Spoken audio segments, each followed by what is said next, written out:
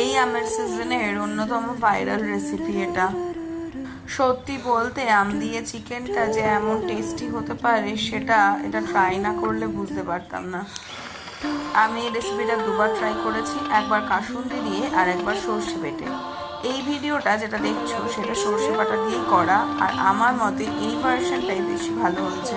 আমের টক মিষ্টি স্বাদের সঙ্গে সর্ষে আর সর্ষের তেলের সেই চেনা ঝাঁঝালো ফ্লেভার দারুণভাবে মিশে গেছে, আর ফলাফল একেবারে অন্যরকম একটা পদ যা গরমের দুপুরেও খিদে বাড়িয়ে দেয়। আমের সিজনের এই শেষ বেলায় রেসিপিটা একবার ট্রাই করতেই ভুলো না কিন্তু।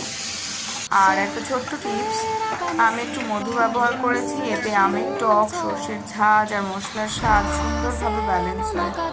আর একটা গুরুত্বপূর্ণ বিষয়, ম্যারিনেশনের সময় অবশ্যই সর্ষের তেল ব্যবহার করতে হবে। Look likes almost done.